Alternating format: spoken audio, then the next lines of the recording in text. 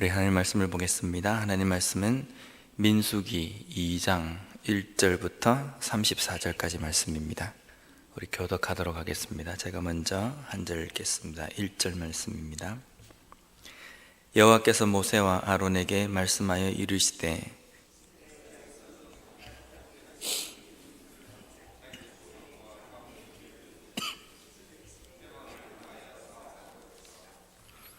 동방해 돋는 쪽에 진칠자는 그 진영별로 유다의 진영의 군기에 속한 자라. 유다 자손의 지휘관은 암미나답의 아들 나손이요 그 곁에 진칠자는 이사갈 지파라. 이사갈 자손의 지휘관은 수알의 아들 느다넬이요 그리고 스불론 지파라. 스불론 자손의 지휘관은 헬론의 아들 엘리압이요 유다 진영에 속한 군대로 계수된 군인의 총계는 18만 6,400명이라. 그들은 제1대로 행진할지니라.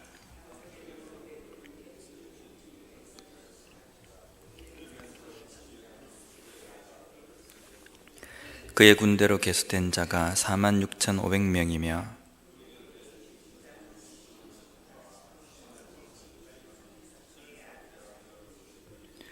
그의 군대로 계수된 자가 5만 9,300명이며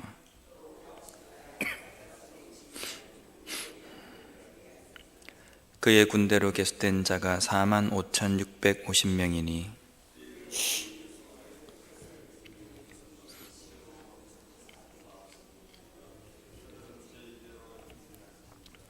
그 다음에 회막이 레위인의 진영과 함께 그 모든 진영의 중앙에 있어 행진하되 그들의 진친 순서대로 각 사람은 자기의 위치에서 자기들의 길을 따라 앞으로 행진할지니라.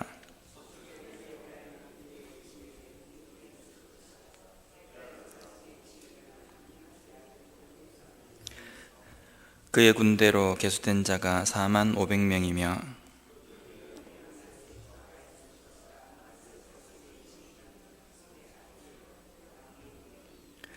그의 군대로 계수된 자가 3만 2,200명이며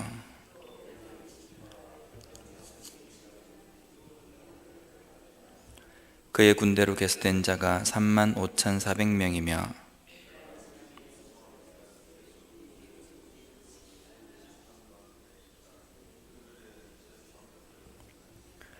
북쪽에는 단 군대 진영에 군기가 있을 것이라. 단 자손의 지휘관은 암미사대의 아들 아히에셀이요 그 곁에 진칠자는 아셀 지파라. 아셀 자손의 지휘관은 오그란의 아들 바기엘이요 또 납달리 지파라. 납달리 자손의 지휘관은 에난의 아들 아히라요 단의 진영에 속하여 계수함을 받은 군인의 총계는 15만 7,600명이라. 그들은 길을 따라 후대로 행진할지니라 하시니라.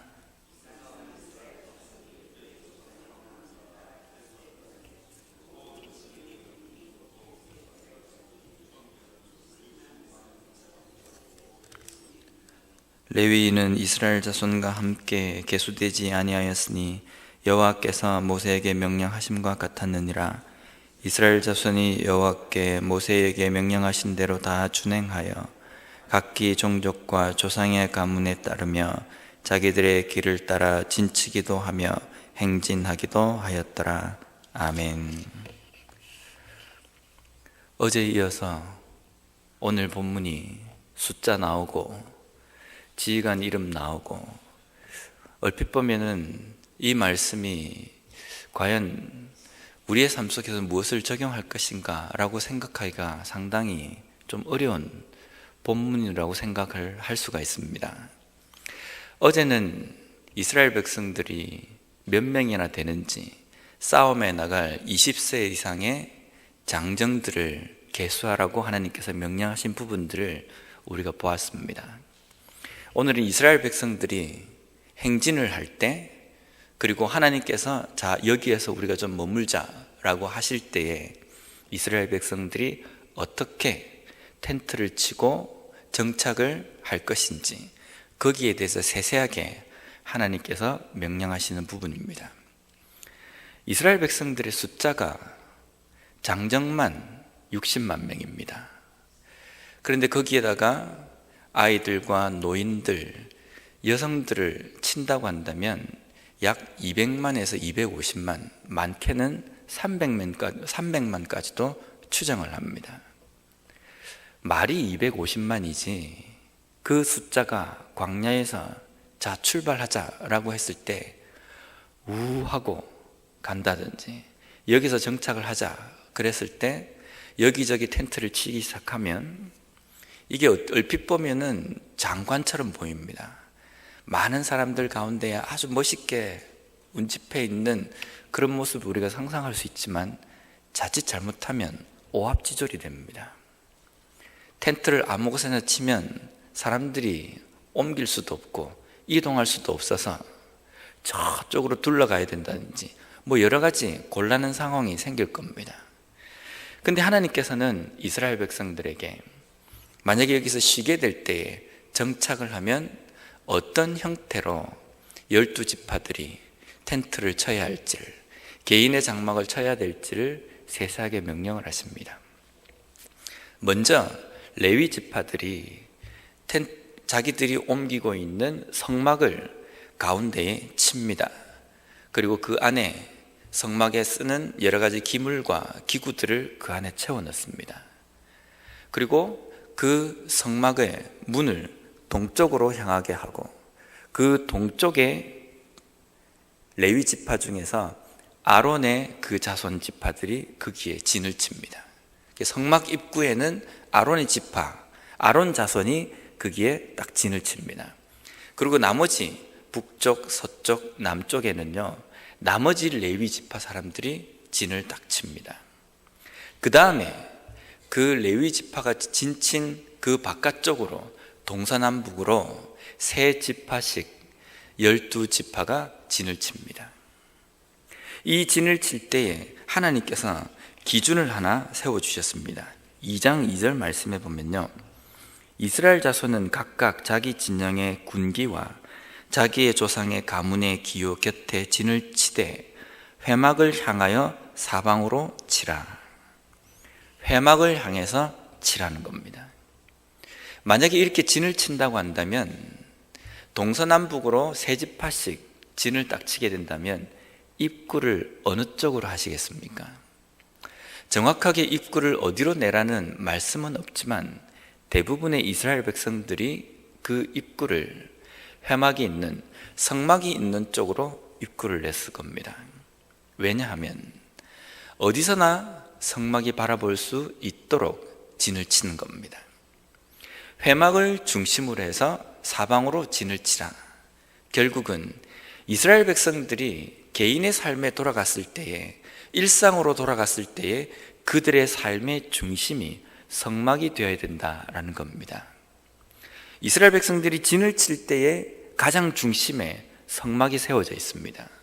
이것은 너희들이 성막을 중심으로 해서 삥 둘러쳐서 이 성막을 보아라, 이 의미가 아닐 겁니다. 어디서나 이 성막을 바라보며 하나님께 마음에 가지고 있는 그 임재하심과 하나님께 의지하고 하나님 말씀을 온전히 붙드는 삶을 살라는 겁니다. 이 성막이라는 것이 어느 곳입니까? 하나님의 임재하심의 상징입니다. 이 성막에서 하나님께서는 이스라엘 백성들과 만나시고 또 하나님의 임재하심을 이스라엘 백성들에게 보여주시는 겁니다. 이 당시에 이스라엘 백성들에게는 성막은 하나님의 임재의 상징이었습니다. 어디서나 일상으로 돌아가게 되더라도, 제사 때뿐만 아니라 일상에 돌아가도 항상 하나님의 임재하심이 있는 그 성막을 바라보면서 살라는 겁니다.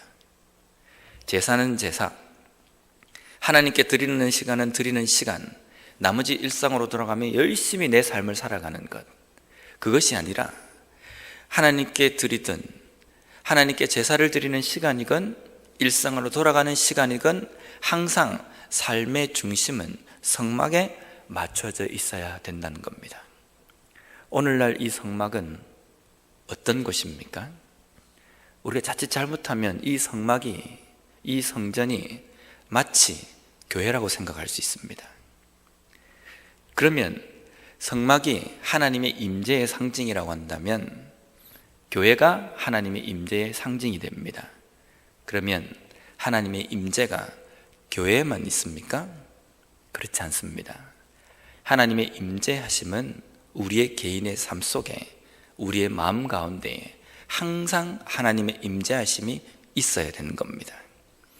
그래서 우리의 몸이 성령이 거하시는 전이라고 이야기하십니다. 오늘날 이 성막은 우리의 몸입니다. 우리의 삶을 이야기합니다. 우리 매일매일의 삶이 하나님의 임재하심을 경험하고 하나님의 임재하심이 항상 거하는 그러한 곳이 되어야 된다는 겁니다. 내가 예배를 드릴 때만 거룩하고 경건하게 사는 것이 아니라 예배를 드리고 돌아가더라도 일상의 삶 속에서도 계속적으로 그 예배는 지속이 되고 하나님의 임재하심이 지속적으로 연결이 되어야 된다는 겁니다. 이것이 하나님의 임재하심을 중심으로 살아가는 하나님의 백성들의 삶이 된다는 겁니다. 두 번째로 행진할 때의 위치입니다.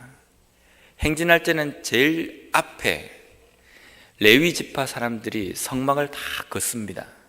그리고 각 지파, 게르손, 므라리, 고핫 자손들이 자신들이 성막 기구들 중에 담당해야 될 것들을 챙깁니다. 그리고 맨 앞에 그 법궤를 짊어진 제사장들이 앞에 갑니다. 그리고 그 뒤를 세 지파가 따라갑니다.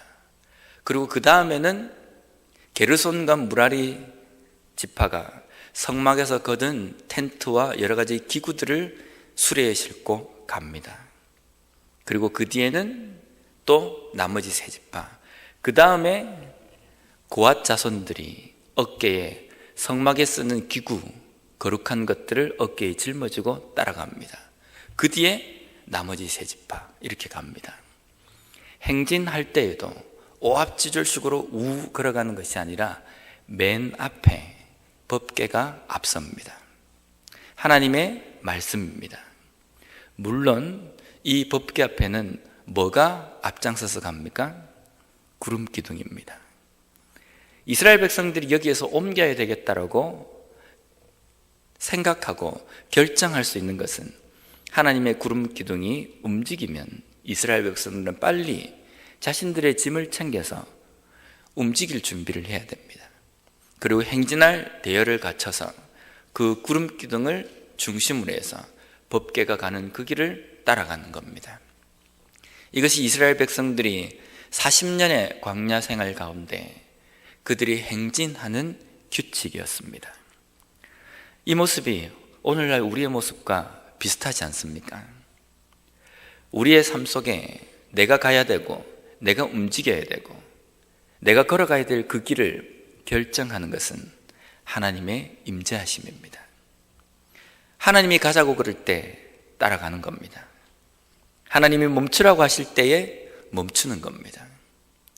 이스라엘 백성들이 가는 그 길 가운데에 구름 기둥을 바라보며 법궤가 가는 그 길을 바라보며 걸어가는데요, 때로는 그 길이 울퉁불퉁한 자갈길이 될 수도 있고 질퍽질퍽한 진흙길이 될 수 있습니다.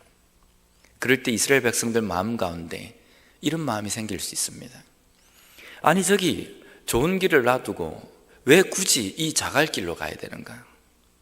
저기 순탄한 길이 있는데 왜 이 질퍽질퍽한 이 진흙길로 가야 되는가? 왜 가야 됩니까? 하나님이 그 길로 인도하시기 때문입니다.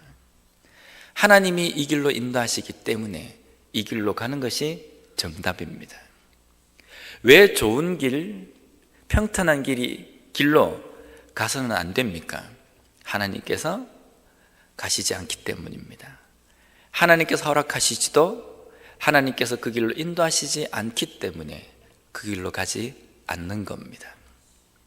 오늘날 우리의 삶 속에도 마찬가지입니다. 우리가 생각할 때 좋은 길, 내가 생각할 때 멋있는 길, 내가 생각할 때 나에게 딱 맞는 길 있을 수 있습니다. 그런데 그 길이 정말 하나님께서 나를 인도하시는 길인지, 하나님께서 먼저 가신 길인지 그것을 잘 생각해 봐야 됩니다. 잘 생각해 봐서 나에게 아무리 좋은 것 같을지라도 그 길로 가서는 안 됩니다. 왜냐하면 하나님께서 그 길을 허락하시지도, 하나님께서 그 길로 나를 인도하시지 않기 때문입니다. 때로는 하나님께서 가라고 하신 그 길이 울퉁불퉁하고 자갈길도 될 수 있고 험난한 길이 될 수도 있습니다. 그렇지만 그 길은 하나님께서 함께 하시는 길이기 때문에 울퉁불퉁하고 질퍽질퍽한 길을 걸어간다 할지라도 그 길이 천국의 길이 될 수 있습니다. 왜냐하면 하나님께서 함께 하시기 때문입니다. 나는 내 삶이 왜 이렇게도 공고할까? 내 삶이 왜 이렇게도 힘든 시간들의 연속일까? 왜 내 눈에는 이렇게 안 좋은 것들만 보일까? 왜 이 길 가운데 나를 몰아넣으시는가? 나를 몰아넣으신 것이 아니라 하나님께서 손을 잡고 그 길로 걸어가시기 때문에 우리는 따라가는 겁니다. 따라갈 때 내 발에 밟히는 것이 힘든 것이고 어려운 것이라 할지라도 내 손을 붙들고 계시는 그 하나님의 임재하심 때문에 우리는 걸어갈 수 있고 그 길을 걸어가며 찬송할 수 있다는 겁니다. 아무리 좋은 길이라 할지라도 하나님이 함께 하시지 않으면 그 길은 마치 지옥과 같은 길이 되지 않습니까? 아무리 나에게 엄청나게 좋은 길이라 할지라도 하나님의 임재하심이 없다고 한다면 그것은 말짱 꽝이지 않습니까? 우리가 걸어가야 될 길은 하나님이 함께 하시고 하나님의 임재하심을 경험할 수 있는 길이 되어야 합니다. 이스라엘 백성들이 이러한 방식으로 걸어갔기 때문에 40년의 광야의 시간들을 잘 걸어갈 수 있었습니다.